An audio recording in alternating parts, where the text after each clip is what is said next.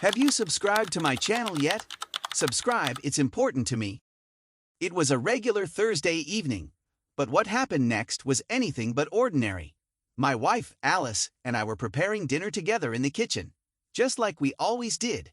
She was chopping onions, and I was slicing cheese and ham for the omelets. Then, she said something that made me stop dead in my tracks. "Mark, we've been married almost 7 years, and we've always been completely honest with each other, right?" she asked, her tone suddenly serious. I paused, put down the knife, and turned to look at her. "Of course we have, Alice. Honesty has always been the foundation of our relationship. What's going on?" She turned to face me, her face tight with tension. "I met someone," she said, the words heavy. A shock went through me. "You met someone?"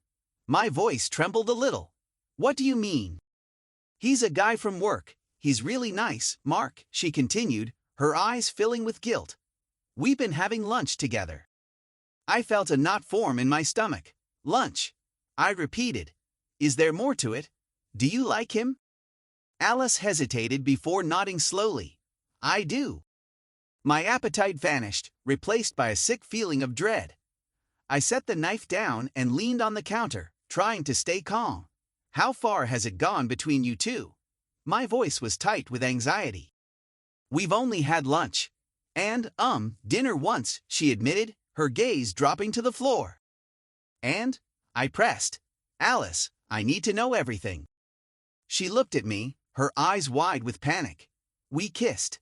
But that's all, Mark, just a kiss." I felt like the wind had been knocked out of me. "Just a kiss?" I muttered, my voice trembling with disbelief.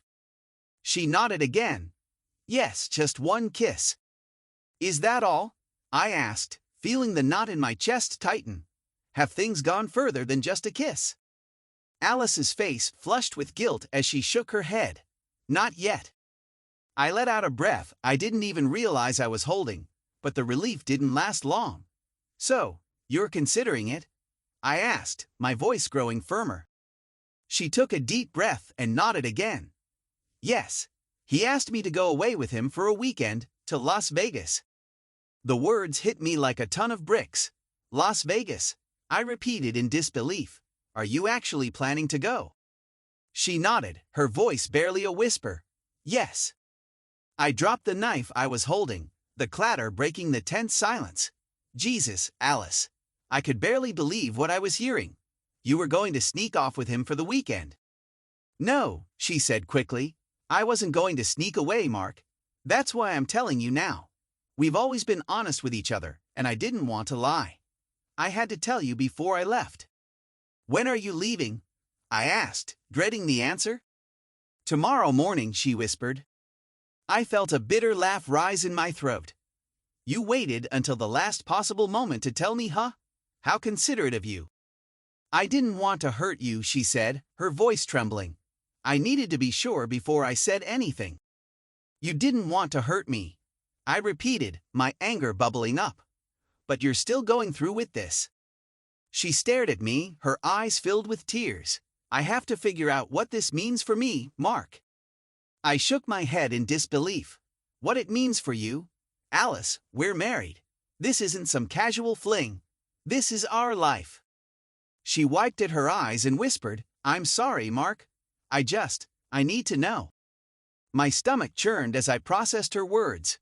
"Does this guy know you're married?" "Yes, of course," she replied. "I always wear my wedding rings." "Do me a favor then," I said bitterly, "and don't wear them when you're in his bed in Las Vegas." She flinched, tears spilling down her cheeks. "Mark, please. It's not like that." "It's not like what?" I asked incredulously. "You've been kissing him. You've been hiding this from me, and now you're going away for a romantic weekend with him. What the hell do you think it looks like, Alice?" She started to sob, and I felt a wave of anger and sadness wash over me. I didn't want to see her cry, but I couldn't stop the words from spilling out. "You love me, Alice. You do, but not enough to stop this. Am I right?" She looked away, unable to answer. The next morning, Alice left for Las Vegas. She didn't kiss me goodbye. She didn't even look back as she walked out the door with her suitcase. As I watched her drive away, the anger inside me boiled over. I wanted to shout, to break something, but all I could do was stand there, numb and helpless. I spent that day in a daze, not knowing what to do or where to go. The house felt too quiet, too empty. I grabbed a few things and checked into a nearby motel, unable to face the reality of being alone in our home. For the next 2 days, I barely ate, barely slept. My thoughts were consumed with images of Alice and this man, Frank, together in Las Vegas. I couldn't stop imagining them laughing, holding hands, doing all the things we used to do together. On the 3rd day, I finally went home, expecting to find the house empty. But when I walked through the door, I saw something strange. The coffin I had used for our Halloween decorations, which I had put on the table the night Alice left, was still there.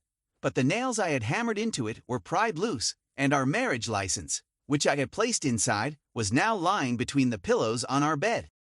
I stood there, dumbfounded. What had Alice done? Then, just as I was trying to process it, the front door slammed open, and I heard her voice. "Mark, oh God, are you here?" I turned to see Alice, looking a mess. Her face red from crying, her hair disheveled. She was wearing my old college sweatshirt and pajama pants, and she was sobbing uncontrollably. "I couldn't do it," she cried, falling to her knees at the bottom of the stairs. "I couldn't go with him." Reader comments. Heartbroken dead. Wow, this hit me right in the feels. The emotional roller coaster in this story is unreal. I'm so glad she came to her senses, but I can't imagine how Mark must be feeling. Trust is fragile. Caddy writes, I was on the edge of my seat. The dialogue, the emotion, the tension, it's all so real.